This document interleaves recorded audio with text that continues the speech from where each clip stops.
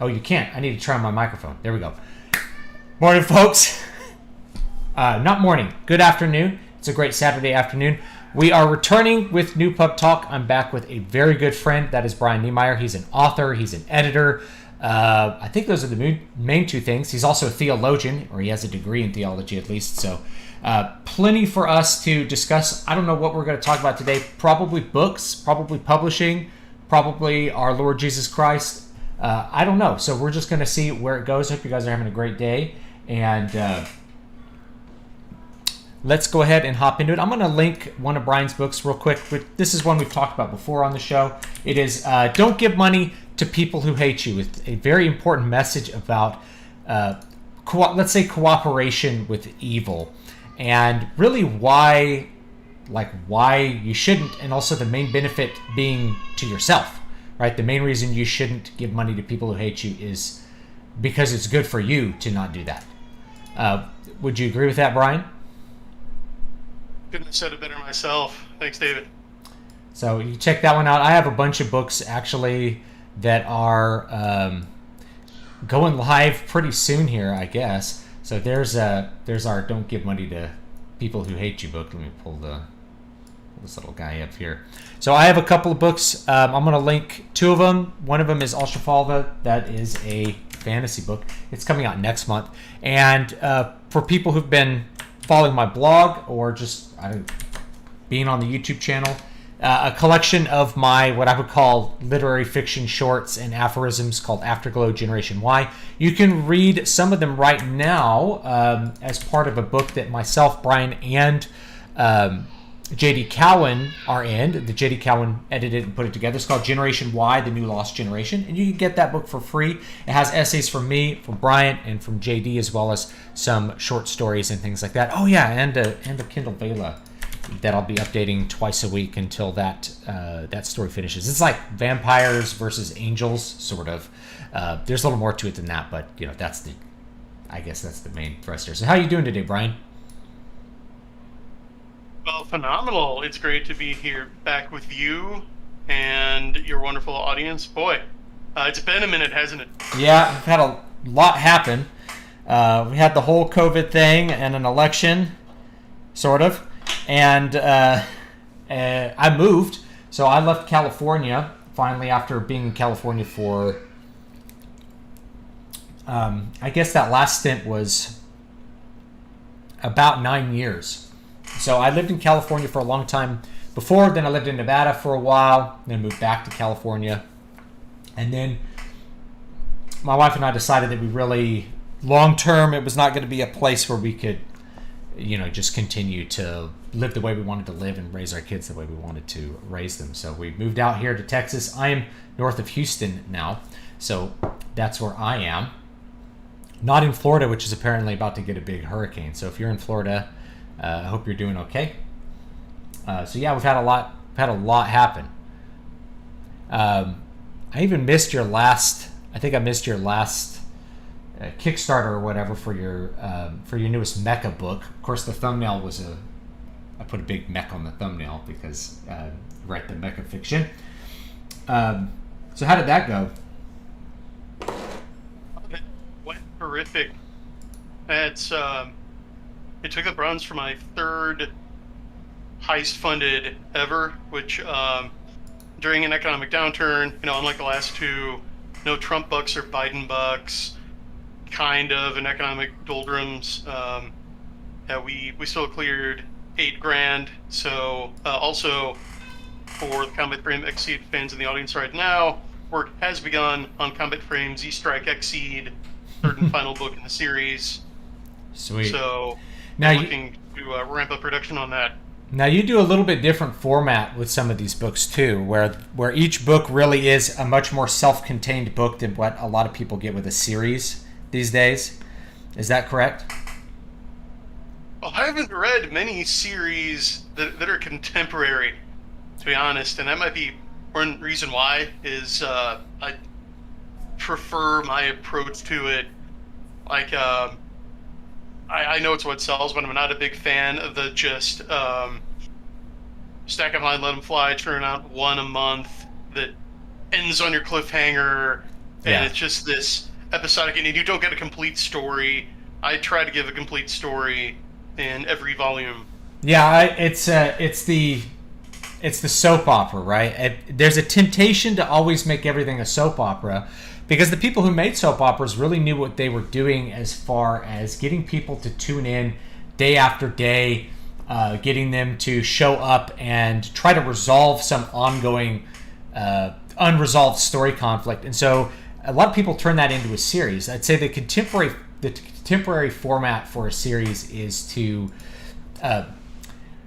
like one book a month that is, it can be as long as people want something substantial. So they're usually like 40 to 60,000 words, but a lot of it's fluff. And you end on a cliffhanger, which makes people want to come and buy the next one rather than delivering a satisfying and dramatic conclusion.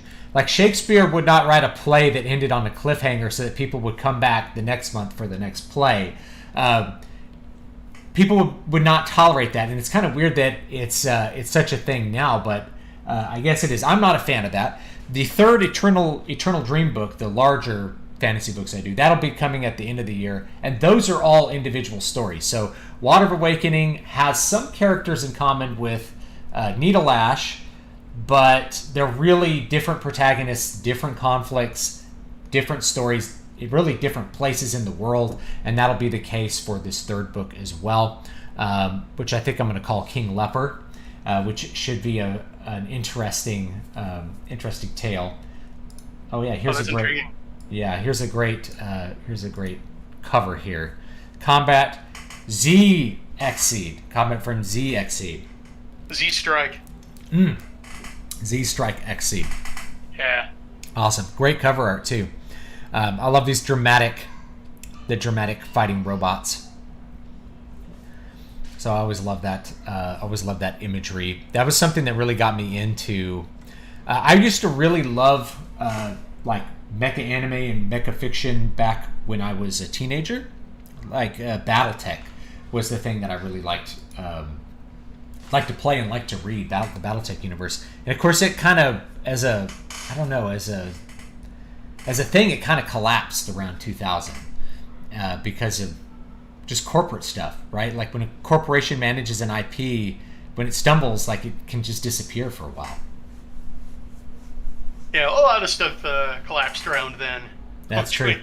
Yeah, we talk. might get into, but, Yeah, why don't we talk about Cultural Ground Zero a little bit, because we touched on this, but I think it's good to just kind of start there because we have inherited a very long, at this point, 2 decades long, kind of cultural doldrum. So why don't you define Cultural Ground Zero and tell me what year it happened in? Sure. Well, Cultural Ground Zero impacted the Earth like an asteroid in 1997, but in the cultural milieu. Now, what do I mean by that? Well, a lot of folks misunderstand it because when I write about it, I always get comments that say, oh, well, here's this, and this property that was really good after 1997, which is when I trace Cultural Ground Zero to. And yes, I fully acknowledge that there were good movies and comics and books made during and after 1997, but that's not what I'm getting at. And to understand it might be a generational divide because you mentioned your John Niemeier book with J.D. Cowan. Shout out to him. He's an awesome editor and author. But if you're Gen X or Gen Y, or possibly even an older millennial, like someone who can actually remember 9/11, you remember this phenomenon of just taking for granted that, oh, the sequel to like last summer's blockbuster's coming out, or oh, the newest game in this series I've loved since I was little is coming out. Oh, well, of course it's going to be at least equal to and probably better than the last one. And the producers of these entertainment products would, more often than not, come through on that promise. Like, they would deliver. Yeah, like, just for example, I remember Super Mario 2 being better than, or 3 being better than 2 being better than 1, etc. And Mario World being better, and every game that came out was better. So yeah, that was the last time I'd say you could reasonably expect things to be better than they were before. There was, Final Fantasy VII as an example. It's not my favorite Final Fantasy game, but it was a big step forward from Final Fantasy VI, which is a big step forward. Like, there's a reason so many people like Final Fantasy VII is that was the last time that you could pick up a game from the store, an RPG, and be blown away by it and expect it to be like, whoa, way better than it was before. Now, there's actually a lot of my favorite Final Fantasy games are after Final Fantasy VII, including 9 and 12. But I'd say, like, in general, that was the time when you could stop reasonably expecting things to be better than they were before. I think that's also, if we look at music, you see the same kind of thing in music. There was this kind of alt metal boom in the 90s and an alt rock boom, and then in the late 90s that just kind of evaporated or disappeared, or just nothing's really changed. One of the weird things about music is that I walked into the mall the other day, and I was walking through these stores, and all the songs, it's background noise, right? But I stopped and listened. I'm like, that's a Kylie Minogue song. And I remember that Kylie Minogue song from 2002 or 2003. So I looked it up. It's from 2002. They're playing it next to things which are new, but I realized a lot of the songs are 10 to 20 years old. And they're still playing them in popular trendy stores for Zoomer kids. So why would they do that? This would be unheard of in the 1990s. If you went into a store in 1995, they would not be playing the Bee Gees, right? That would just be, they'd be like, you can't just play the Bee Gees. That is ancient music. Maybe there'd be Hot Topic might have a Led Zeppelin song, but more likely you're going to hear the newest 9 Inch Nails or whatever in the 90s. You weren't going to hear old stuff. You just weren't going to. It would be old and outdated, therefore not trendy. But that's not the case now. The trendy store, not only does it have the same crap in it that it had 10 years ago, it's playing the same music from 20 years ago. That is weird to think about. It is, yeah. Exactly like you said, back in the day, before Ground Zero, no, you're not going to go to the Gap. You're not going to go to Hot Topic.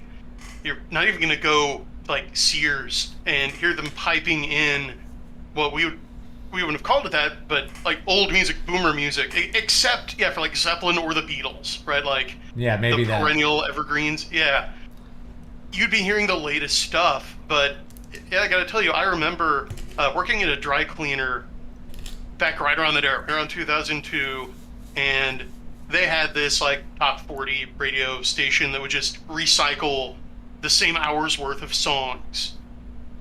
And I get flashbacks when I go to a store now because they're playing the exact same tape. It's the exact same tracks. Yeah. Yeah. From 20 years ago. That's wild. Yeah. And it's hard to figure out exactly why all this happened. I think it's a crossing of many things. One of the big ones with music that I think a lot of people overlook is that all of the radio stations in America got bought up by the same company in the 1990s, Clear Channel Communications. And so you can find interviews with old disc jockeys where they're complaining about playlists. Basically, the company would say, here's the songs you're going to play. And you got to play these 5 songs every hour. Or these so many songs every 2 hours. So if you turned on a rock station in 1995 in LA, it would be the same as it is in Omaha, Nebraska. And it'd be the same as it is in Houston, Texas. And it'd be the same as it is in any other major city. You'd hear the exact same 5 songs every single hour because all the radio stations were owned by the same company. And they just basically picked winners and losers. They just decided this is the hot thing and we're going to play it. So all of the little market factors that kind of mixed up and created all the weird kind of diverse set of music you had in the early 90s, everything from industrial to techno to alt metal to hardcore to black metal, all of the genreification that happened in the early 90s just kind of got squished down into one little thing, and everybody who wanted to listen to anything besides that just had to stop listening to the radio and like go on the internet. So the idea of like a diverse pop culture just disappeared in music at the end of the 1990s. Just disappeared. There was no more diversity in pop music anymore. Yeah, and Rick Beato, that's another channel you guys should look into. He's a legendary session musician and audio engineer producer, but he does a series called What Makes the Song Great, and where he goes in and will take a track apart and like show you and even play some of the guitar line, the bass line, the drum line, the keys, and show why these work together well, like with the vocals make it memorable. But he also did a video called like When Rock and Roll Died, and he points to two main technological changes in music: the introduction of autotune and the reliance on quantizing to just like pin drums to the beat. So there's no humanity in it. And that happened right in 97, 98. Like Cher's Believe came out. Oh, yeah. Yeah, the first, like, obviously majorly auto-tuned hit song. Yeah. Yeah, remember that? Yeah, I remember it very clearly. And I remember people making fun of it on South Park. I remember South Park making fun of it and like how awful it was. But at the time, people were really drawn to that. I don't know why. Maybe because it was the first time you hear something like that, it's novel. But of course, musicians had been working with sequencers and click tracks at that point for like 10 years. But when we finally got it in a digital audio workstation where we could really quantize stuff, there's a cleanliness. Like you scrub it too clean, and there's no texture left to it. That's the best way I can describe it. It's why vinyls sound better than digital files. And I've gone over this with people, and if you don't have a lot of experience listening to multiple formats of music on tape or vinyl, you're going to miss a lot of the stuff. But like a compressed digital file crunches a lot of the texture out of any instrument in ways that you don't perceive until you really hear it like loudly off of a vinyl. There's a lot more life to a vinyl record. And modern, unfortunately I got this this great little band from England called Fellowship. They even put out a fantasy novel that's attached to their first album. I took a look at it. It's not very good. I love the idea of it. The lead singer as a novelist needs more practice. That happens when you're young. Like we all start really bad at our craft. That's how it is. But unfortunately their vinyl press was really bad. They tried to put too many songs on one side, so it's really quiet. It sounds like a compressed digital file scrunched onto a vinyl, which makes it sound even worse. It's like, man, what a bad vinyl transfer. It just does nothing for this music. It's really sad. Like that the streaming MP3 off of Amazon Music or whatever ends up sounding better than than your $30 vinyl that I ordered from England just because I like your band, So yeah, it's an example that you clean it too much. It gets too clean after a certain amount of time and it loses the life. Here's a great anecdote. So there is a famous note in Master of Puppets, in the song Master of Puppets, on the album Master of Puppets by Metallica.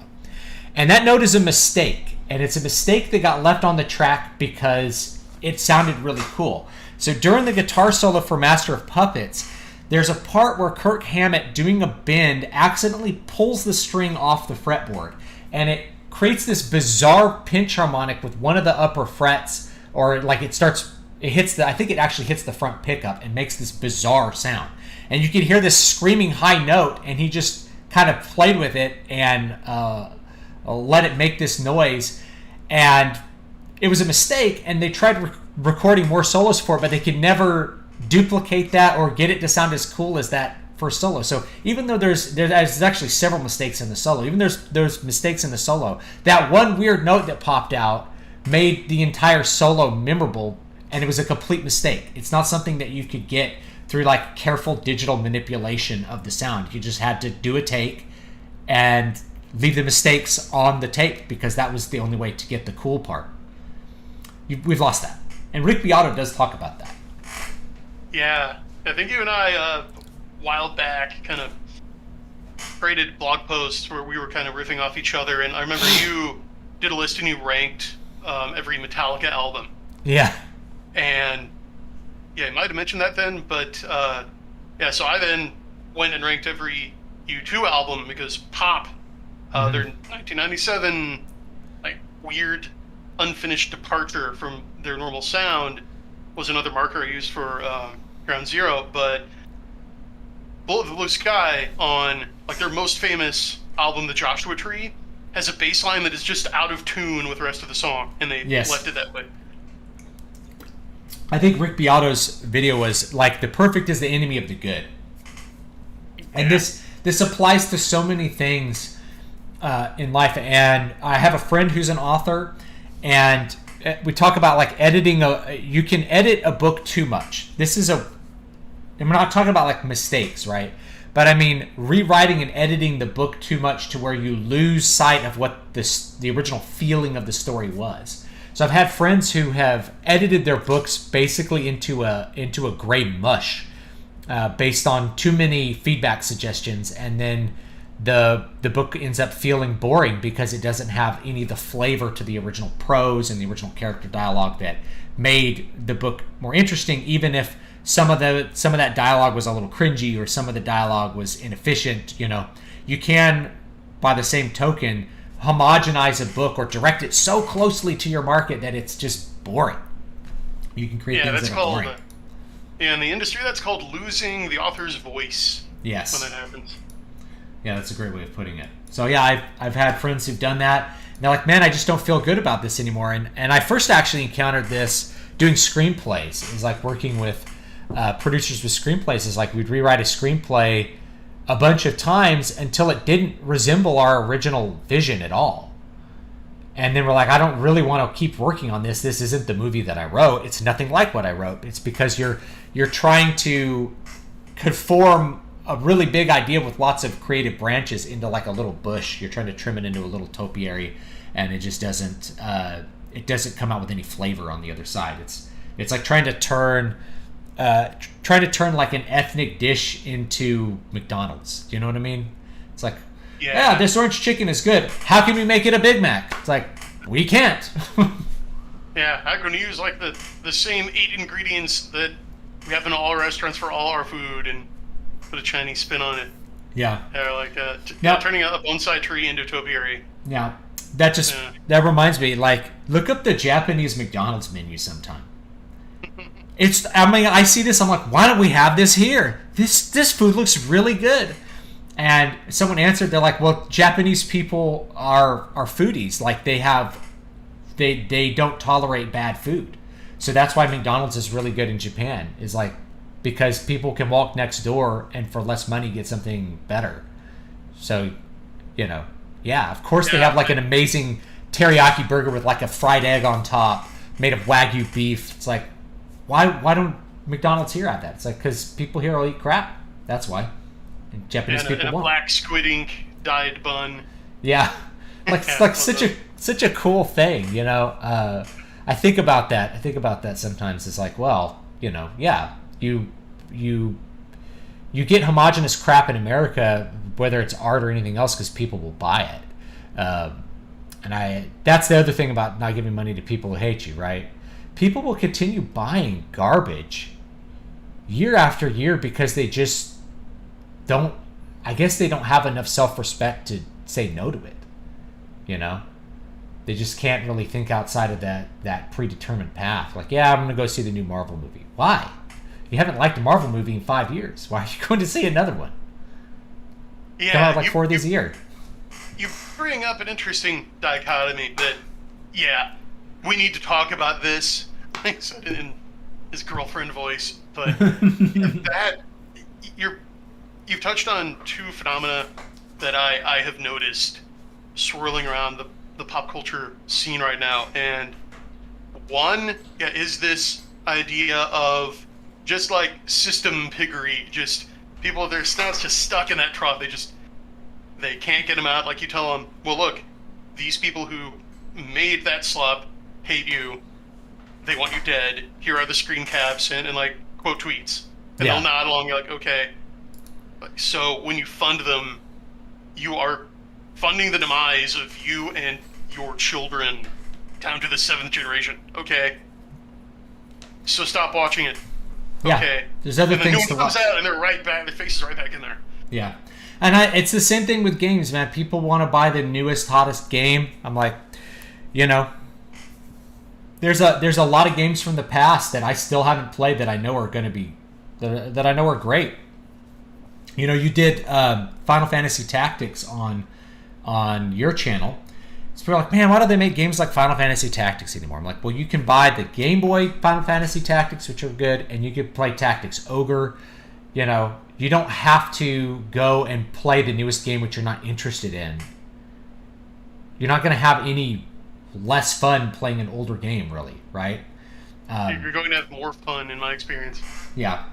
I think older games are just more creative, too. Final Fantasy Tactics is such a good example. It's just such a...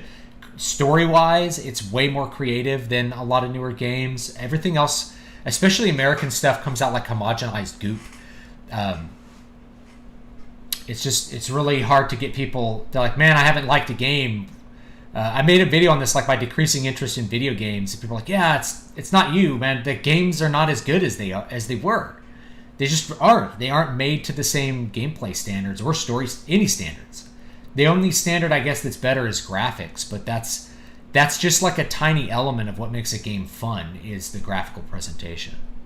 Well, and as you pointed out, it really is the writers. Like, they just hire these feral illiterates from off the bus, and like, well, here, yeah, become the lead writer on our new multi-million-dollar flagship game. Here you go.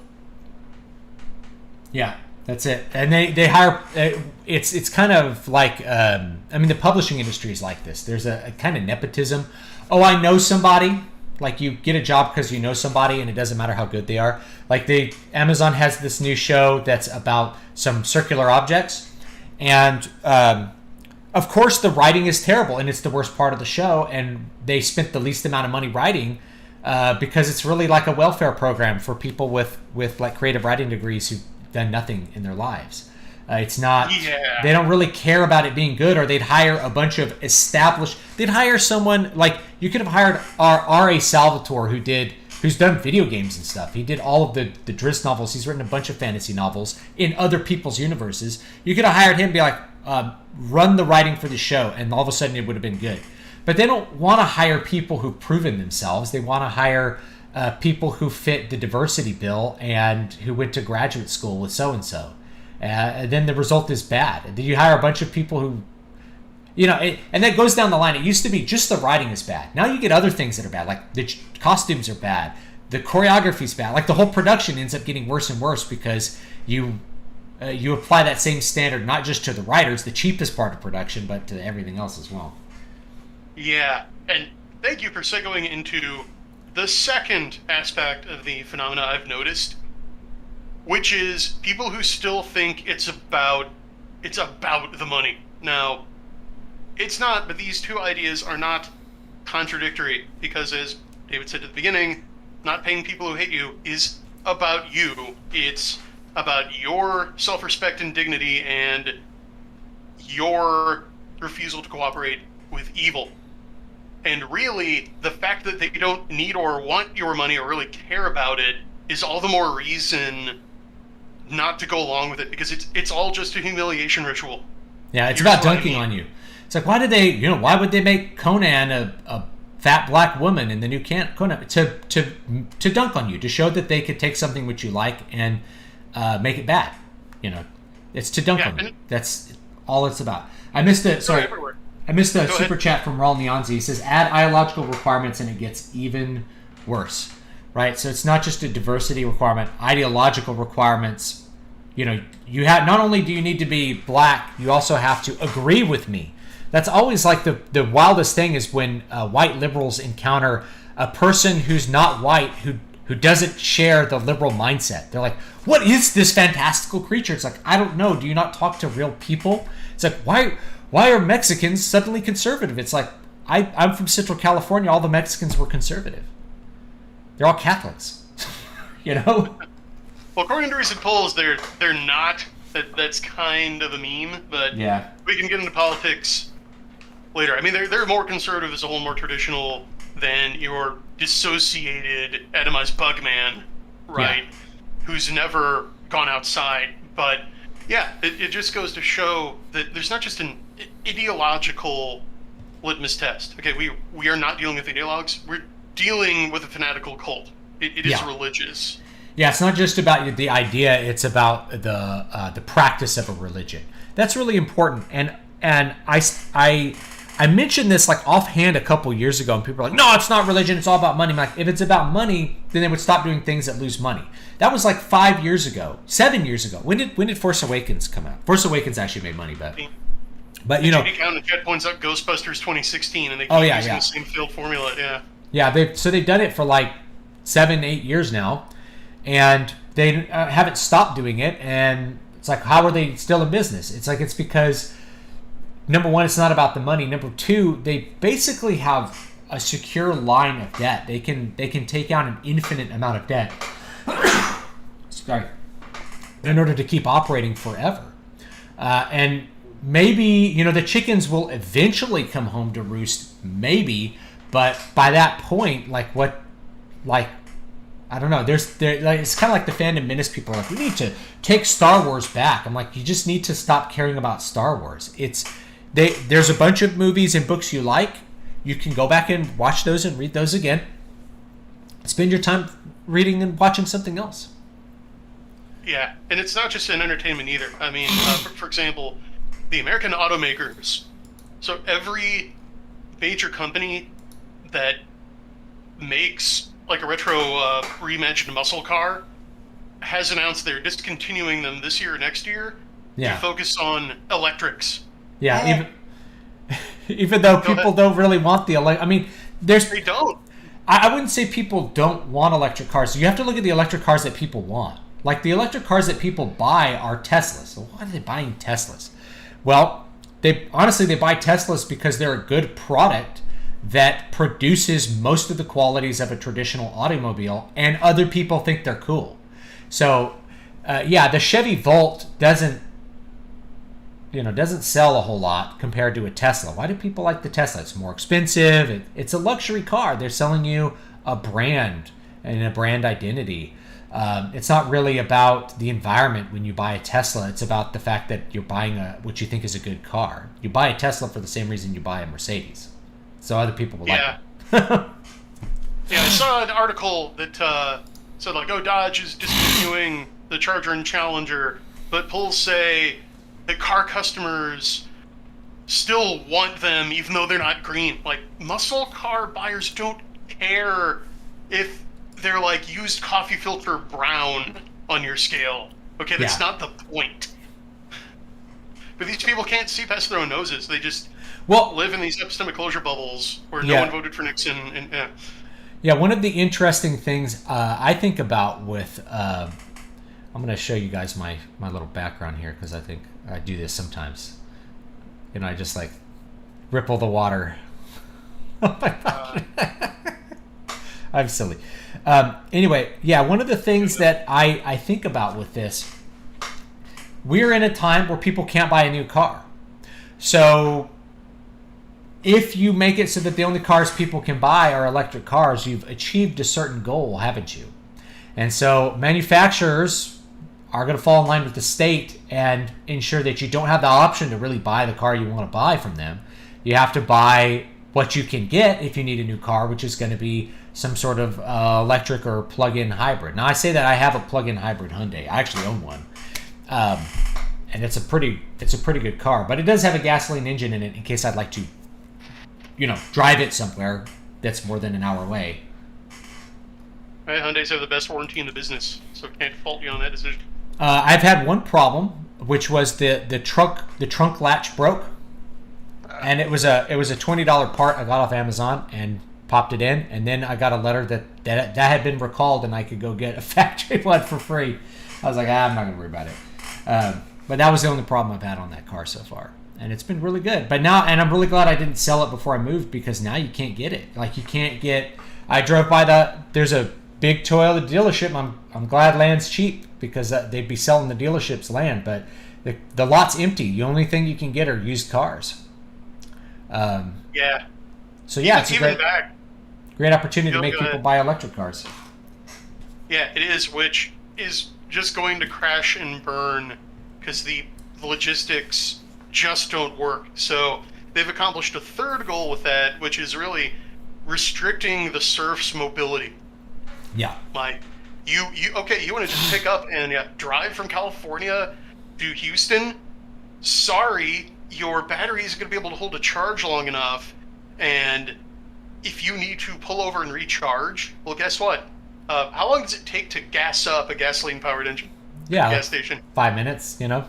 How long does it take to fully charge a completely electric automobile? A couple hours if it's like a really high, really fast charger. So even if we replaced every single gas station with a charging station with as many fueling points, is that still going to work the same? No, there's no way. No, it'll make the gas lines from the 70s look quaint. I mean, yeah, and that's their vision. Now, I'd say the flip side of that is that we have an economy that we've talked about this with the Gen Y stuff. Our entire economy is based around the idea of infinite labor mobility, meaning we can shuffle people up and move them to wherever we want wherever the jobs are. So we create a system where a guy from Utah. This is actually one of the stories in the Gen Y book, in Afterglow.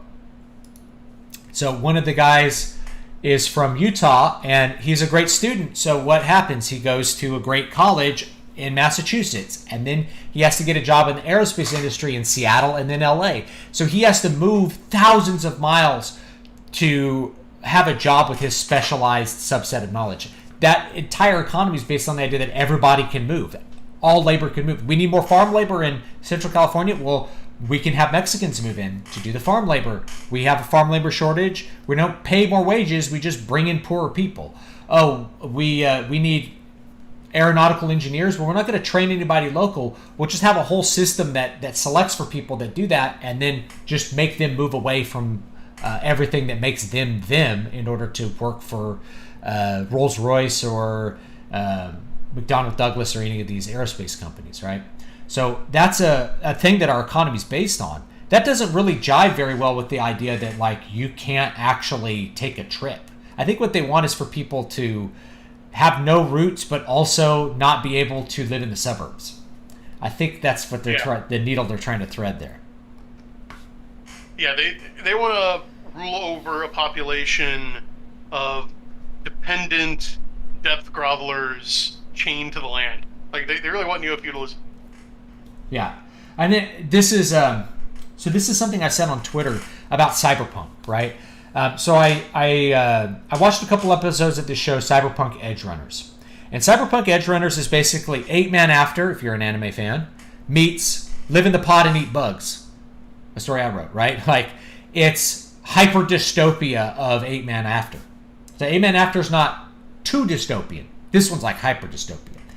But the problem with cyberpunk, and the reason it's not really relevant today and the way it was in the 90s, is that in the 80s and 90s, it's projecting a future. It's futurism of bad things. It's a futurism of fears in the 80s and 90s. Well, we've inherited that now. So now cyberpunk is really about us here now, not really the future anymore. It's more like saying things about where we are right now. It would be a bit like reading Jules Verne or something like that, like a futurism from the past, where, oh, look how well it predicted the future. That's really what cyberpunk kind of is now as a genre, and people just kind of get attached to aesthetics. They're like, cybernetics are cool, pink lights are cool. I like cyberpunk. It's like it's really about loss of humanity and practical slavery, and we're there. Like we're already kind of not human. I'm a literal cyborg. I don't have my hearing aid out right now, but I have an implant. People are figurative cyborgs looking at their phones and interacting with technology in such an integrated way that it might as well be put inside of their body. It just, we still have the option of turning the phone off, which is beautiful. So I guess cyberpunk would just be one step more. Oh, you can't turn your phone off. It's just in your head, you know? Yeah. Well, and the other ingredient with cyberpunk is this idea of rebellion against this ubiquitous tyrannical system, and you can't have that anymore.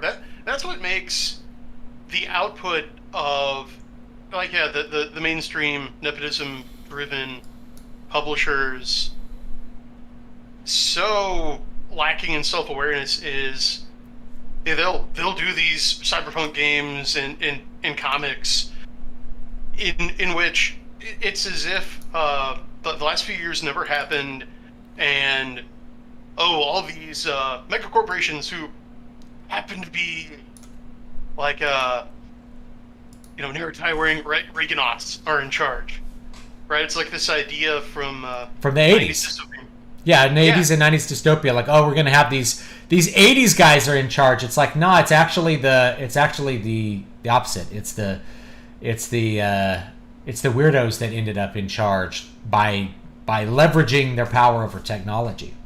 Yeah, but the weirdos still have to always portray themselves as the underdog, as like, even though you can get yourself fired and even jailed for saying the wrong word around the weirdos, but it's essential to the self-concept. They have to pretend that they're the downtrodden, put upon, but scrappy, feisty resistance, right? Yeah. Even though they control everything, and that's why it rings hollow.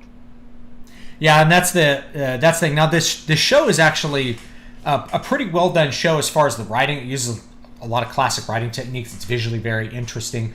But as you watch it, again, it's like watching futurism from the past. You get this idea that you're watching someone else's projection of the future, and like, isn't it kind of close? Isn't it kind of funny how close it is? And it's really just more about where we are now. The character can have the electronic locks on his apartment turn off because he's late on the rent. Well, we can have that now.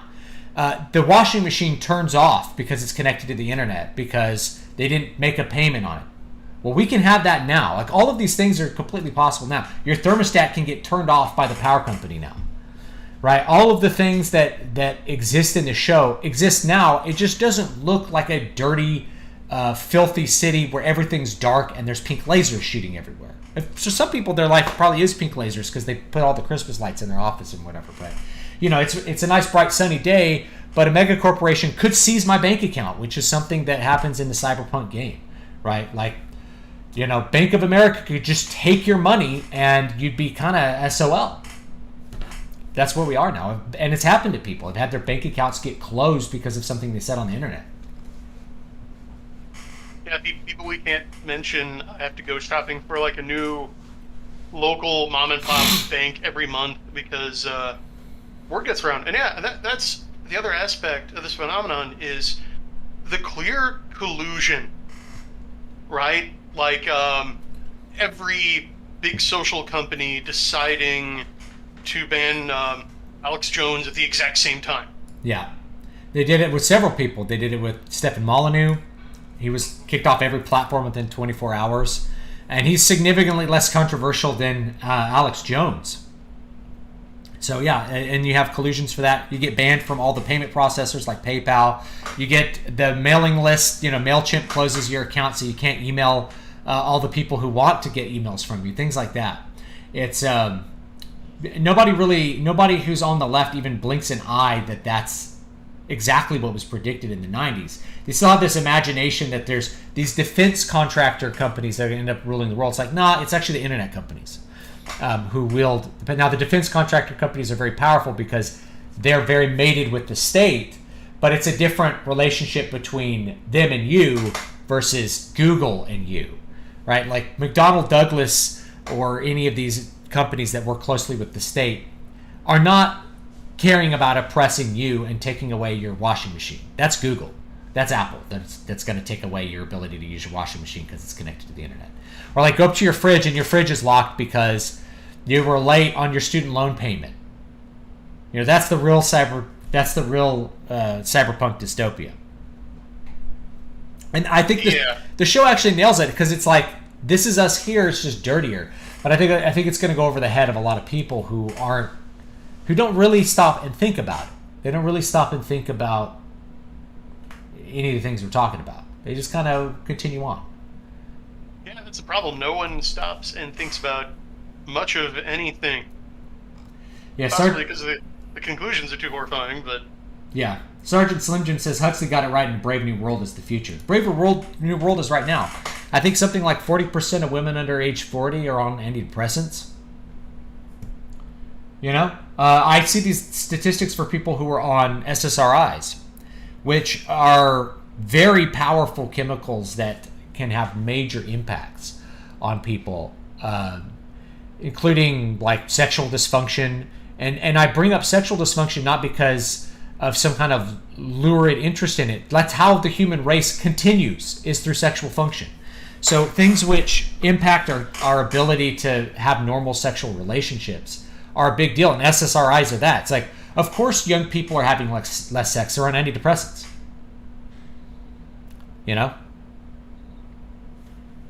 Yeah, which it might be a little tinfoil hatty to say, but we do know that one of the stated goals of the folks in charge is to reduce the population. Yeah, they just saying. Yeah, they do say there's a lot. I think they do that more directly though. It's more like a propaganda effort to believe that kids are bad. There's a strong anti-family agenda out there. Like, kids are going to take up all of your time and you're not going to be able to have any fun anymore with kids. I'm like, my kids are the most fun thing I have ever had in my life. I love my kids, right? And that's not, if you're somebody out there and you don't have kids, that's fine. There's nothing wrong. Like, everybody has a different path. Some people are monks on Mount Athos who never see a woman. Other people have like 20 kids. It's everybody does something different. Some people are celibate priests, right? So I don't want to say like everybody has to have a family, but a family is great. So you don't want to believe the lies, or like you don't want to believe the lies that like you can never have joy if you're a clergyman in the Catholic Church or whatever, right? Those sorts of propaganda things I think are the more direct confrontation. Every time you see a show when people have kids, they're stressed out and they hate having kids. It's very rare that you have a show like even something like Home Improvement, where like it's stressful to have kids. They love their kids and they're always having a great time with their kids. You don't get shows like that anymore. Or Family Matters, like the sitcoms we grew up with in the 90s. Notice how much people love their kids in those, and now it's just about how miserable your kids are. I haven't even seen a sitcom in like 20 years and I have no desire to, but to connect two of the things you just mentioned, did you know that on the latest census in Northern Ireland, for the first time in its history, Catholics are a majority of the population? Wow. In Northern Ireland. Mm. For people and who... it's Yeah. And it's because of they're outbreeding the Protestants in English. Yeah, they simply don't. They don't adhere to the. I guess they don't adhere to the propaganda that kids are bad, and that's great. Like we need to have the counter messaging. I want to temper it a little bit by saying like no, not everyone has to have a family, but families are good if that's the path for you and that's something that you want. And kids can take up a lot of time and they can be stressful and they can make you worry. But there's lots of things that are hard to do that are completely worth doing, like writing books. You know, I write books. It's not easy to write a book. It's not easy to be diligent with that. There's lots of things in our lives that are difficult to do but are totally worth doing. Sometimes it's hard to mow the lawn. You should still mow the lawn. Yeah, I want to point out the comment that a liberal autist made in chat about how hard it is to find a woman under 25 who says she wants to have kids. Yeah, and that's one of the catastrophic changes to the culture, especially the interactions between the sexes, that people of a certain age just don't seem to get. And one question that's raised by all the problems that Dave and I have spent like half an hour pointing out is, well look, on paper, normal people are still the majority, right? Like, the United States, at least on paper, still a majority Christian nation. Why don't we just say enough? Why don't we just say, well, we're not going to listen to you guys. Okay, you want to freeze our bank accounts, you want to fire us, we'll go do something else. It's not worth our dignity. And one phenomenon that I notice in conservative circles that you never see in the death cult is we have no shortage of these finger-wagging schoolmarms who have this procrusting need to, whenever a dissident does break from the pack and start gaining traction, getting some success, will come along and say, well, we'll hold it right there. You're winning wrong. Yeah. And even though I've never accomplished anything, you need to stop doing what works. You need to do everything my way, or I'm going to read you out of the movement. Just every time. Yeah. There's always whether they're controlled opposition, but there's always somebody trying to knock people back into the losing strategy. Well, I can't believe that Donald Trump said mean things to people. Well, yeah, I mean, but the other side had been doing that for 50 years. And then he won an election saying mean things. So shouldn't we be a little bit less limp-wristed? No, we got to lose like gentlemen.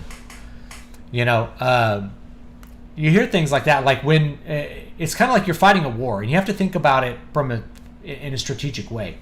So whatever implements your opponent is going to use to wage war, you have to be able to counter them. And by them using those implements, they are approving morally the use of those implements on themselves. So if they're engaging in siege warfare to starve people, then you can engage with siege warfare with them to starve them. It's not immoral to starve them out if that's exactly what they were doing to you, right? That's just war. That's the nature of war. The point is to win the war. You don't stop and think, yeah, maybe I shouldn't shoot poison-tipped arrows into my enemies. Maybe it's cruel to poison them while you're being slashed with poison blades, right? Or whatever other implements of war that you're going for. So whether the war is merely, what's the word? A war of words, or if it's a war with bullets, there's no real rules. The only real rules are what people are willing to do. Even if a stated rule exists, if nobody obeys it, then it's not really a rule. Yeah, as JD's pointing out in chat, they're working from an outdated 20th century frame, and they want to use rules and morals that existed for only like one aberrant period in history. Yeah. But then they go and try to enshrine those as just timeless principles you have to lose by. Yeah, I think freedom of speech is probably one of these great examples, because it's the big thing on the right. It's like freedom of speech, freedom of speech, freedom of speech. And it's like you don't have freedom of speech, so you just don't have it, right? It doesn't exist in a practical sense. So the question is what you're going to do given that you don't have free speech. Not, we need to complain about the fact that we have free speech and I want to keep giving my opponent lots of chances to make his incorrect points. It's like you have to think along a different line than that, right? They're kicking you off the internet. You should really be trying to kick them off the internet too. I mean, that's what they're doing, right? Am I wrong with that assessment? Do we have to keep allowing our enemies to say and do whatever they want to because we'd like to be able to say and do what we want to, even though we can't say or do what we want to? There's a Catholic disputational principle, which I love to invoke, which is error has no rights. Yeah, you're an educator. Well, here's an example. Does a grade school teacher have a right to get up in front of a classroom and say, okay, kids, 2 + 2 is 5. And if you put anything other than that on the test, I shall mark it wrong and fail you. Yes. Yeah, like, would a teacher, a teacher doesn't have that. You would call that a bad teacher. You'd fire that teacher. But they're doing similar messages, right? They're telling you that men can be women and things like this. Things that are what's the word I'm looking for here? Ontologically? Epistemologically. They're false. Like, it's not possible. You can't carve a rock into the shape of a tree and it becomes a tree. It's a statue of a tree, right? We understand this with every object, but suddenly we really want to confuse children. Children are actually pretty good at grasping reality because reality is often very simple sets of cause and effect. They know what a tree is. They can identify other things that are trees. They know what a dog is. They can see a dog they've never seen before and go, that's a dog, right? But in order for them to be able to stop knowing what a man and a woman is, you have to indoctrinate them into believing that there's some other special layer of reality that they can't actually perceive. It's very dangerous.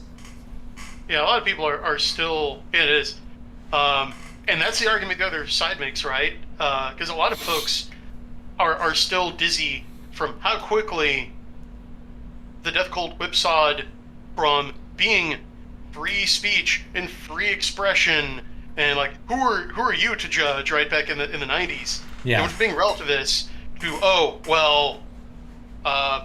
yeah, speech should be free, but what you bigots are peddling is dangerous disinformation, and the running of a healthy democracy relies on everyone being properly informed, so therefore, to protect freedom, we have to destroy yours. And they don't see any contradiction in it. Well, of course they don't. Yeah. They're not operating off of your morals. They have their own. Not only that, but if we go back 20, 30 years, one of the problems with conservatives is that they were completely unwilling not only to use like any kind of legal frame to restrict their enemies, but they wouldn't use a social frame either. They wouldn't encourage public shaming of people who were objectively wrong. And like, yeah, we're not going to jail you for saying that, but we need to publicly shame you and make sure that you have no friends so that you won't perpetuate lies, right? The left is completely willing to do that and desires to do that and will do that at every opportunity they can. But the right doesn't want to, I'm trying to think what the mentality is. It's live and let live to a greater extreme than it ought to be, right? I think it's like everybody's welcome at this church, and then they just do that to the maximum amount that they can think of doing that. Whereas I think about church. Everybody's welcome at the church. The church is going to tell you how to live though as soon as you walk through the doors, like it ought to. Yeah, you can come in here and we'll teach you. But we're going to teach you how to get past your sin, not that you're okay living a life of sin. Now we have. Sorry, go finish up. Yeah, I was gonna say now we have lots of clergy that say that's a bad message. Like we can't tell LGBTQPRW people to come in and change what they're doing because that wouldn't be tolerant. It's like the whole point of the church is to help you be less sinful. This is the process of becoming closer to Christ means becoming more like Him, which means leaving your sin behind. Everybody's asked to change. Christ. Yeah. Take it from Jesus. Wide and easy is the path to damnation. Strive, therefore, to enter through the narrow gate. Narrow is the way. Yeah. Yes. When he says it's easier for a rich man to enter to pass, or it's easier for a camel to pass through the eye of a needle than it is for a rich man to enter heaven. This was a guy who he came and said, how do I achieve salvation? And Jesus gave him an increasing list of things to do, and he became really dismayed by that. And Jesus says after this, with man this is impossible, but with God anything is possible. So there's so much context in that moment, and I think it's in what gospel is it in? Man, it's slipping my mind what gospel this is in. But there's so much in that moment about how you're called to live your life. No, narrow is the way. You need to strive towards perfection, even if you cannot achieve it as a man. Through God, anything is possible. God can make you overcome your sin. Everybody has those things, right? Like the guy who walks in and is an alcoholic is, in the leftist point of view, is somehow this guy needs to fix things, but like the person who is engaging in a variety of kinds of fornication doesn't. Yeah, it's Matthew 19, 23 to 26. There it is. I thought it was Matthew. You were right. Yeah, that's such an important moment. There's so much to it. Yeah, there's so much to that moment. You could really like do a lot of writing and thinking about that moment. Let's take a look at chat. Right has night sky syndrome, says Bayou Bomber. He said something else good. To your point about rules, that's why I now shy away from the idea that if your enemy is cheating, you don't beat them by playing by the rules. Lots of old movies have that message. I'm reminded of Ender's Game by Orson Scott Card, who's also been canceled, by the way. So he's a persona non grata in the publishing world, despite writing one of the most successful science fiction books of all time, and a really fun book too. There's a point where, he basically kills a bully, right? He beats a bully up so bad, like far worse than the bully was trying to do to him. Why'd he do it? I want to hurt him so bad that he'll never even think about hurting me again. It's a weird strategic thing, but there's a lot of validity to it, and that's part of what selected him for, I guess, what they wanted to do with him. Is like, no, when it comes to survival, you do whatever is necessary. You'll do the maximum amount, even if it's viewed as like non-reciprocal. What's the point? The point is to make it so your enemy never attacks again. You're going outside these sort of rules. Yeah, exactly. And so it's more than a bit ironic when I even see People Should Know Better couching this managed defeat approach, like, in biblical terms or even in Catholic social teaching. Have these guys studied Christian history? Yeah. Right, I mean, we launched crusades, okay, which were defensive wars to protect pilgrims from Muslim raids in the Holy Land. And that's what the Templars were created for, by the way. The Templars were created to guard pilgrims on their way to Jerusalem after the conquest of the 1098 or 1099. Originally called the Poor Knights of Solomon's Temple. And that was their original objective. And that was really part of the point of the entire set of crusades, was to make safe traveling to Jerusalem and the Holy Land. Yeah. And too many modern Christians that just swallow the Kool-Aid on that and are willing to accept the other side's frame. And no, these people aren't trustworthy. They hate you. You can't deal with fanatics in good faith. You can't negotiate with them. Or the best thing to do is just don't engage with them, because that's a great way to get canceled. Like, because they just feed off of your engagement with them. They're constantly holding morality play, right? So like in ancient Athens, famous for its theater, right? Was that just entertainment? No, they were moral plays. They had messages that were important, and people would reflect on them. I mean, it's so interesting. One of the things I think we forget about with mythology, about like what the point of mythology really was, is we have things like Ovid, which are almost like mythology was kind of a living thing for the ancients, and the point of mythology was to communicate ideas. The meaning and the story are the same. It's not really, I mean, it's a story about something Zeus did, right? But it's not really about Zeus. It's about the symbolism behind it. So if we look at Greek mythology, and I'll also say this just as an aside, something that made me really strengthen my faith as a Christian was studying paganism, not just the mythology, which is what people know about, like Zeus turned into a cow, right?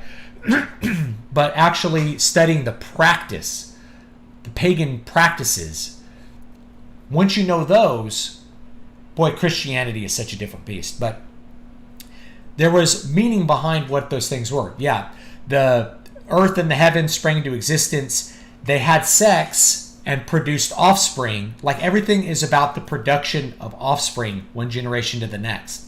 That's what all of the Greek myths tend to be about, is doing it the correct way, doing it in a prohibited way, doing it in a way that causes destruction, doing it in a way that is dishonorable, or in a way that is proper and honorable. Like the story of Odysseus is really about faithfulness towards a marriage, even though he's not faithful in the way that we would think about it now. He's trying to get home to what matters, which is his home and his wife and his children. And his wife has also kind of engaged with her own fidelity in a way that's interesting for the story as well. There's a lot of people that say, oh, and Penelope was not completely faithful, but the point was that she was resisting all of these improper urges to subvert the Greek family. That's a big part of the ending part of the Odyssey. Yeah, and that's just what the Death Cult is doing these days. Like, they use their control of the mass media and tech to stage these reality plays, right? Because that's how the cycle goes. They will gin up stories about some real or usually imagined or blown out of proportion threat, and then everyone is invited to come and join the struggle session and wail and gnash their teeth about, like, how horrible it is that the rich old white guys from the 80s are going to oppress all of us at any minute now. But then, inevitably, some conservative volunteers, like, raises his hand. I will don the mustache and twirly mustache and hat. Yeah, and he gets up on the stage and puts on the Hitler costume and goose steps around and lets people throw rotten vegetables at him and thinks he's made a point. And I pointed this out over, like, student loans to a guy on Twitter who was like, I paid my fair share in bootstraps. I'm like, okay, well, you realize what you're doing by retweeting this blue check account, which is praising Biden's loan forgiveness, and just contradicting him and saying, no, we shouldn't, like, we should support usury. Like, you're putting on the devil horns. You're putting on the head mustache. Yeah, exactly. And the result is, you look like a monster. You make him look better in comparison. And then what he wants happens anyway because your side thinks on you and decides, well, we're crossing the aisle for unity and healing. You don't get, sucker. You don't get that this happens every time, sucker. Yeah. So Hardwick Bentho makes a point. Libertarianism was meant to be a government policy with individuals' religion and the private sector stepping in to moderate people's behavior.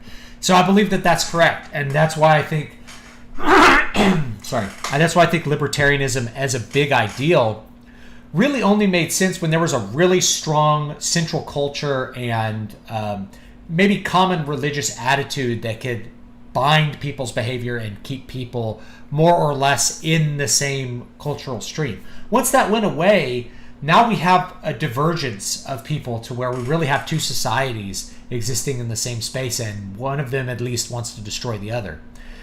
They really are not compatible with each other at all. And this is a point that is in which book is it? The Concept of the Political, which is once our culture has been pulled apart, it becomes the purview of the state to enter into every single thing, cultural, political, religious, everything, because those things don't manage themselves on their own. The concept of the total state is one where there is no limits to the state because there's nothing else binding people together. People are completely atomized and separate. There's no overarching authority besides the state. There's no church that keeps people from doing bad things. All those sorts of things. I mean, the libertarians didn't get everything wrong. I mean, they were spot on about how, the closest thing to immortality is a government program. Like, once the government starts doing something and funding it, it's never going away. Like, they never voluntarily give back a shred of power. Yeah. So... Oh, that's, by the way, Concept of the Political is by Carl Schmitt. He's the one who says, the main point of politics is the division between enemy and friend. Yep. So, anyway, that's Carl Schmitt. And there's a point to that. And so, as people who are maybe freedom-minded in the 21st century, you have to stop and think about what that freedom actually means, because your freedom to do good is highly restricted, whereas your freedom to do evil is not restricted, right? You can destroy yourself with drugs, alcohol, and pornography as much as you want, but are you free to make a positive change in the world? There are cities where you could get arrested for, like, giving homeless people food, right? You're so limited on what you can do as far as the good things that you can do, but you're really not limited as far as vices that you can engage in. That's not really a total freedom.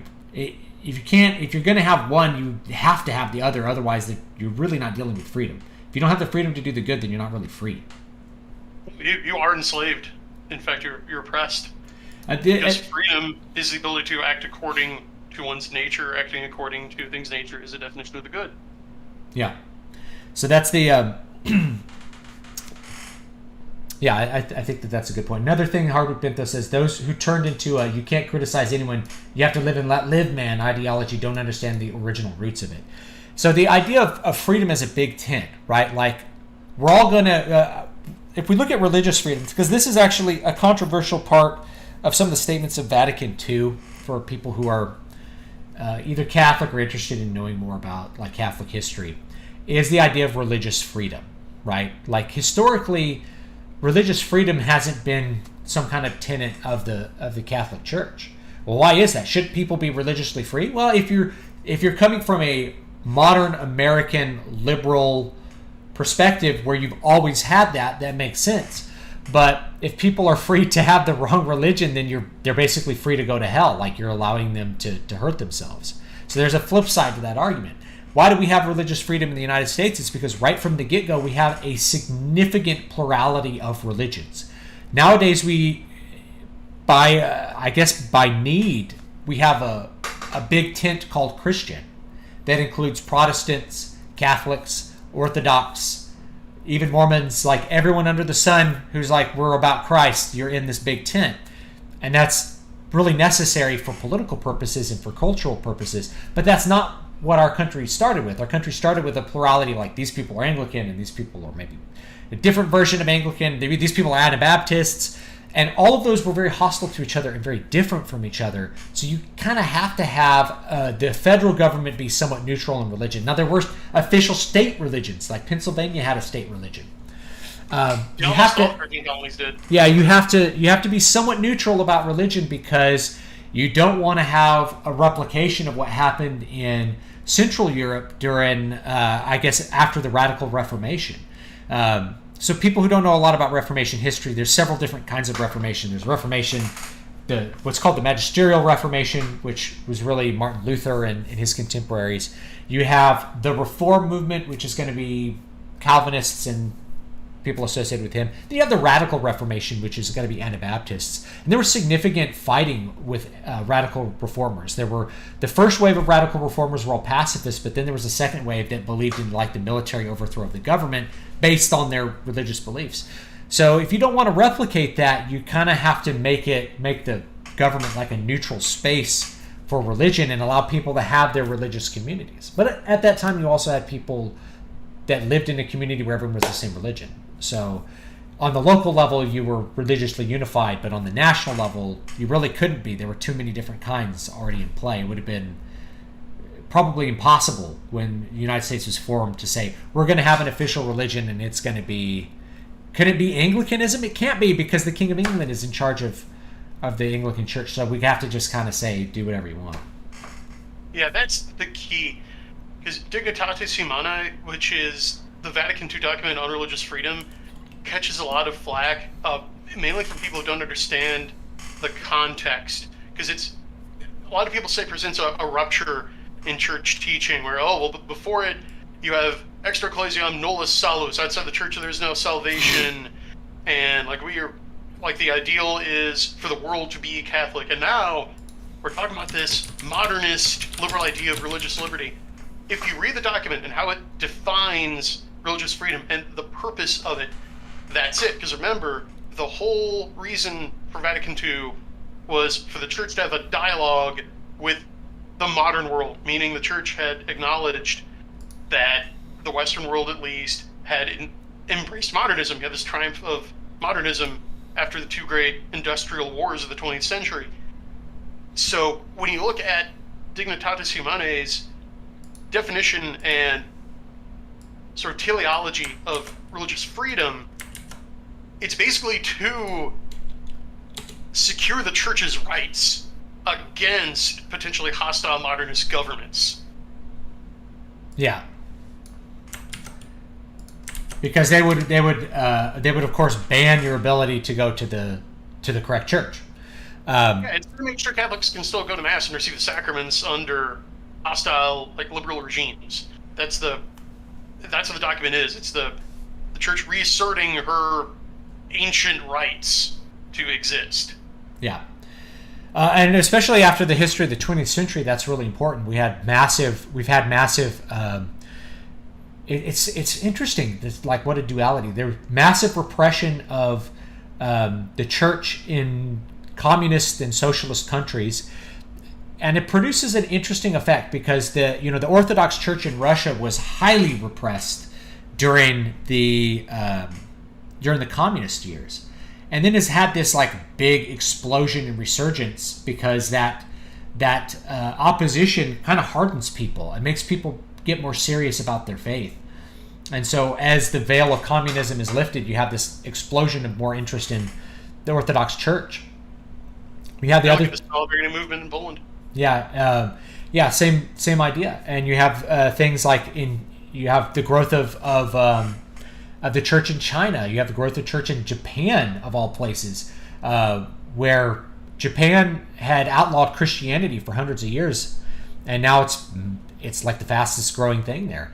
It's really interesting to look at that. I think a lot of times we get focused on like the me part, like I want to have all of my freedom without really, especially if we look at the Old Testament, we look at the Bible, or if we study the history of the martyrs of the church, that opposition to the church is a big part of what causes the explosion of faith.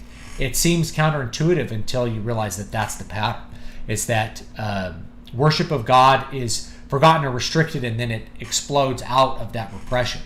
Is that when the Israelites are carried into exile, that's when they are able to regain their faith. That's why God carries them into exile, is because they have abandoned proper worship. So as soon as they get carted off to Babylon, that's when they start to really reform and make the Jewish religion a pious religion, I guess. Yeah, and that's where the death cult was smart, because they figured out that, okay, yeah, if we just try to stamp out Christianity, it just grows back 10 times bigger. So we're not going to do that. What we're going to do is control the cultural narrative so that, sure, you want to go to church, I mean, unless there are lockdowns, but you want to have freedom of worship, right? Freedom to worship how you want in your own home, fine, but we're just not going to let it matter in the public square. Yeah, it's just not going to have an impact on whatever you're doing. That's also why they oppose homeschooling in general. I know we've kind of gotten away from publishing and into politics, but I think they're all interconnected, because the school picks literature for your children that you probably wouldn't as an individual. You would probably prefer to pick things that are a little more in tune with your morals. So you and I have had conversations about lots of the, quote, classic literature that was picked from the 20th century was very astroturfed. But it's still better than what they do a lot of now, which is pick literature based on its political messaging. And they do it under the umbrella of like diversity and inclusion. We're going to include diverse voices. So you're going to make your kids read like queer literature so that they can have a perspective on homosexuality that's in tune with what the state believes about it. They're having a religious upbringing. It's just a religious upbringing that's out of your control. Right. The schools are death cult seminaries. And that's what they're for.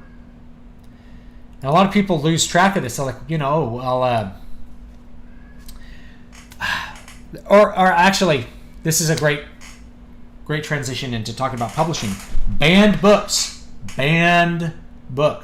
Banned books are not books like 200 Years Together by Alexander Solzhenitsyn, which still cannot be translated into English officially, so good luck finding an English translation.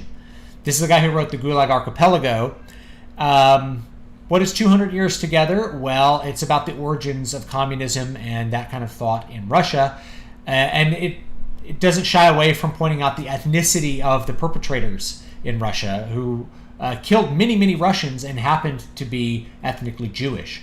So, that's an actual banned book. That's a book you can't read. You are not allowed to read it in a practical sense. Going back to cyberpunk, it's practical slavery. It's practical totalitarianism, not the state burns the books. The corporations don't let you buy them. So you have that. But they pretend banned books are like, oh, we're banning books out of schools. That's what they mean by banned, is that like the school librarian takes the comic book about gay anal sex down and doesn't let kids read that, which is completely appropriate. No parent would let their child read that comic book about gay anal sex. But it's a banned book now because the schools got rid of it. No, it's not a banned book. It's a book that some wise school librarians decided not to put on the shelf for children to read. There's a massive difference between deciding what books are on the shelf in a library at a school or even a school system and actually not being able to purchase a book at all. You can't buy or sell using the internet. To Think I Saw It All on Mulberry Street, Dr. Seuss's first published book. If you try to sell it on eBay, you'll get banned. If you try to sell it on Amazon, you will get banned. You cannot buy it on Amazon. The publisher destroyed all of its old books. It is banned. It is a banned book. Now, you could buy it at a garage sale, and I have a copy. But for the technocratic elite, they know most people are getting things via the regular market and the internet. We don't have a free market, of course. And so, yeah, even a Dr. Seuss book is banned. It's also banned from libraries, but they're never going to mention it because it has like a caricature of a Chinese man in it somewhere. That's why it's banned. I was not aware of that. I learned something horrifying every day. So that's why you guys need to go get your hard copies. Go get your physical copies of Me and David's books and any other books you care about. My books are not in libraries either. You can't get Water of Awakening at a school library that I know of. It might be at some university or something that just orders every book, but I don't think so. It's at the Library of Congress. I think that's it. So yeah, get your physical books because they can't ban the physical book off of your shelf yet. That might be further down the line when it's treated the way that we treat child pornography now. It's, what? You have bad ideas? Got to go to jail. I can't believe you're reading those racist ideas. I saw some stuff in the chat. Yeah, let's check it out, and then unfortunately, I got to get going. Okay, so we'll do it real quick. Hardwick Bentho, some bad things came out of the Babylonian exile as well. They picked up some pagan things like the Kabbalah there. They picked up other practices that ended up getting rebuked by Christ in different ways too. But the point of the exile, from how I was taught it, is that it's a punitive measure, but also a therapeutic measure. Is that they were, even Solomon may have engaged in child sacrifice towards the end of his life. That's crazy to think about. The other thing, do either of you see more people attending church service or even taking the Bible more seriously when we go through another Great Depression? What a great question. I'm going to skip the prediction part. Well, I'll do a different prediction as far as taking the Bible more seriously. But do I see more people attending church?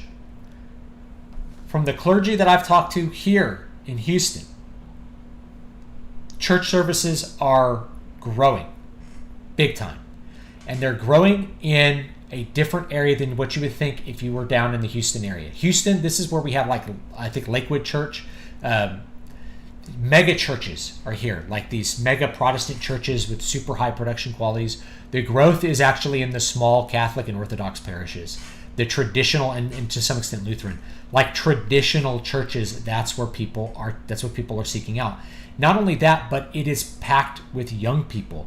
If you go to a traditional Orthodox service, what you're going to see some old people, and you're going to see a ton of families. You're going to see a bunch of people with kids, and you're going to see a bunch of young people, a bunch of people that are 30 or younger. Where are all these young people? Why are they banging down the doors of traditional churches? And it's because that tradition has value, that it's offering them something the world doesn't have. It's offering them truth. So yes, right now people are banging down the doors of churches, but not the boomer, high production Protestant churches. Those are still very popular where I'm at. But it's actually the smaller parishes. Those are the areas, even Anabaptist or Baptist parishes that are smaller. That's where people are gravitating towards. They want a community. They want other people that are like them.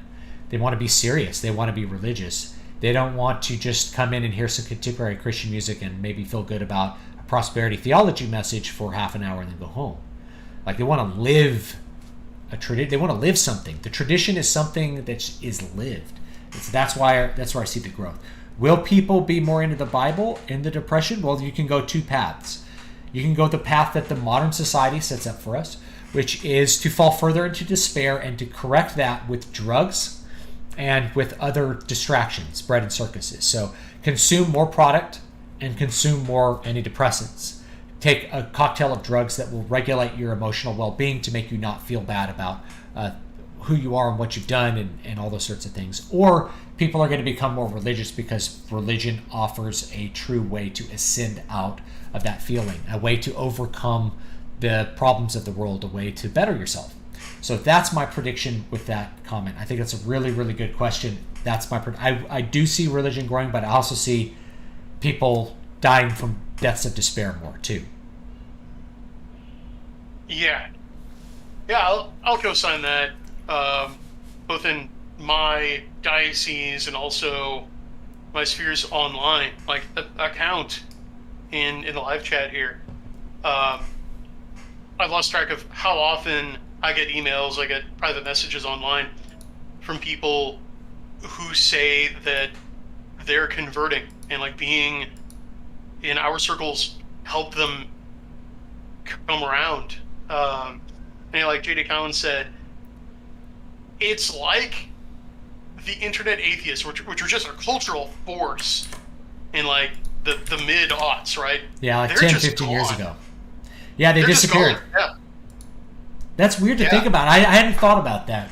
But yeah, JD's right. Yeah, it's like they're gone. You know, where are they? Did everybody stop listening to them? Is that why they went away? Or did they... What happened to them? Or did they realize they had nothing else to say? Did they come to the brick wall of atheism or materialism? Or there's just nothing more... You can't endeavor further forward at a certain point if you have a materialist point of view. Yeah, and it's also just the marketing axiom that you can't keep selling the same thing to the same crowd forever.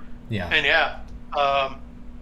going F you dad at the spaghetti monster, it's all, there are only so many ways to say that. So I think it was market saturation, but also just reality started catching up with them. Oddly enough, I think Cultural Ground Zero might have helped take the wind out of their sails because a lot of their worldview is predicated on, we're making material progress, whatever that means. Like whatever progress means when you deny the spiritual. Because it's all just rocks bumping together. But no, clearly, like the Steve Pinkers and that gang were wrong. Things are getting worse, as you pointed out, with the damning metric of all the deaths of despair going on. But then also during the pandemic, even the lefty news outlets had to admit, and then the polling outlets had to admit that there was an uptick in religion. So,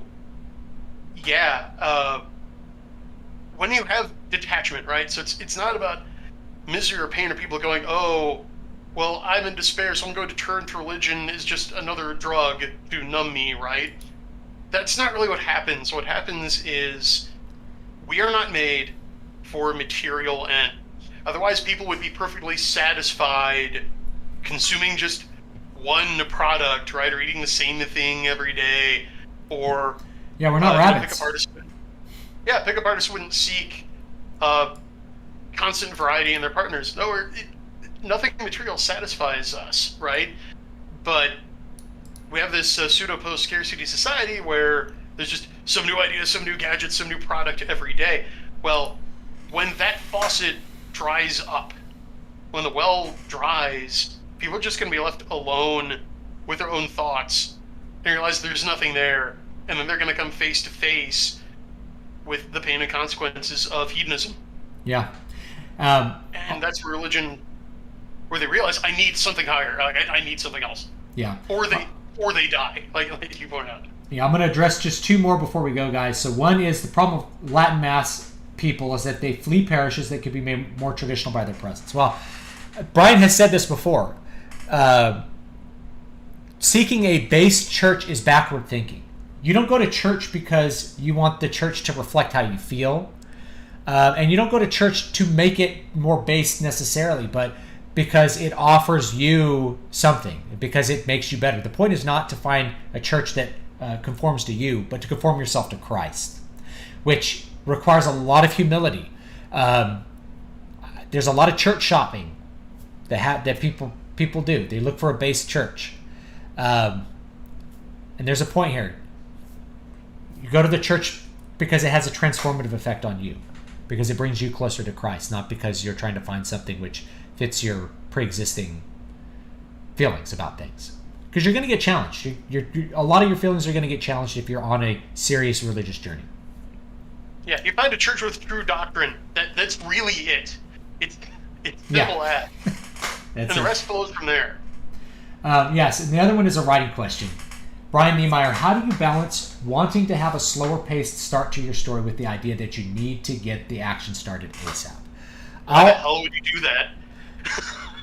I'll give you an example from the most popular movie ever, which is Star Wars, which is you begin with the conflict, and then you can slow it down and have more character stuff too. So the conflict begins. There's a Death Star. We got to get these plans so we can pull it up, right?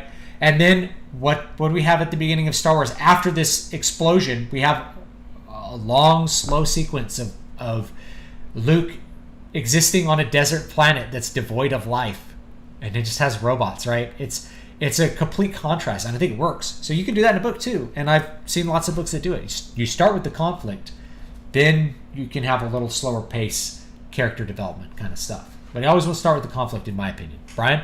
My most recent book, Comic Frame XCSS, starts in medias res. Just bam, we go straight into a space fight in Earth orbit between human piloted mecha and aliens. Okay, so yeah, listen, I'm not trying to throw shade at anyone, but yeah, this is important for new writers. The job of your first chapter, scene, paragraph, and sentence is to hook the reader. Give him something to engage him and draw him into the story. Don't start with setting. Don't start with world building. Don't start with characters' backstory. Hit him with a face full of action right away. First thing. Yeah. And you can always back off the pace. It's not like you have to have nonstop action. You want to start with the conflict. What has to be solved? And then you can back off a little bit and develop characters. What drives a story is tension, which is the idea there's a problem that got to be solved. And I talked about this with this show Invincible. It's basically a soap opera. This is how soap operas work. It's why everything becomes soap operas. Soap operas are very good at, here's a thing which must be solved. There's some sort of tension, some sort of problem we got to resolve. And you have a bunch of those, and you go back and forth, and you resolve one, but then there's more that have to be resolved. So people are always tuning in every day because there's always some element to the story that has yet to be resolved. So when you're writing a book, it's the same idea. You ask a question that you can have to answer at the end. Why did Omni-Man kill all of these heroes? You're not going to find out till the last episode. They're just going to string you along.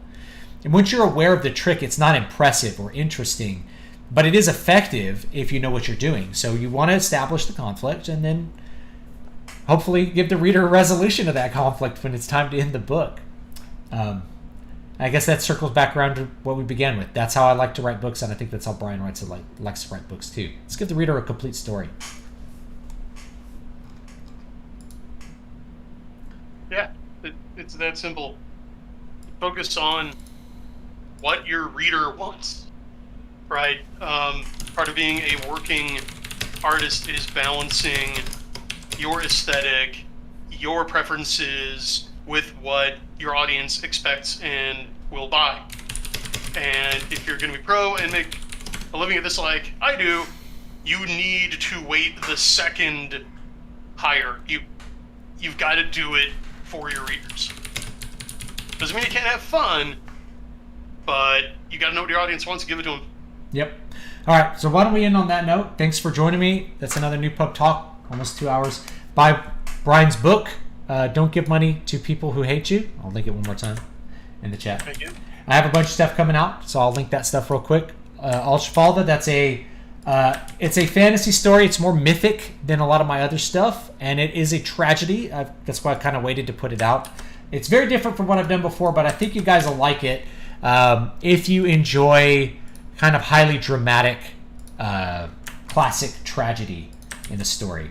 And then I do have a Kindle Vela book that is updating twice a week called Lawless Darkness that I'm having a lot of fun writing. So it's really mostly already written. I'm just releasing it. And then I'll put out a regular book when I'm done doing it. This is mostly just, I feel like Vela just needs another shot, see what I can do with it. And then, of course, you can read the book that me, Brian, and JD are in. It's free. So grab that. Let's see if I linked Don't Give Money to People Who Hate You. Yeah, one more time. All right. And for the folks asking how to contact me with theological questions, I put my business email address in the chat, so just scroll up. Should be up there. It's just soulcyclebooks@gmail.com. That's my preferred point of contact for those kinds of questions. Okay. All right, I think that's it. Thanks for joining me, Brian. I will see you next time, and I appreciate it. And I hope the rest of you guys have a great rest of your day. Buy some books, support some indie artists, have fun while doing it. That's the important thing, right? Have fun. Do things which are fun. And keep having fun with those AI covers. I love what you're doing with those. Yeah, mostly I've enjoyed doing them, just using them as a replacement for stock photos. Like these are stock photo covers that I have up here, and they're great for what they are. But it'd be cool to be able to get something more original because other people have used these in covers before. So yeah, I've been having a lot of fun with this too. So anyway, guys, have a great one, and we'll see you all next time.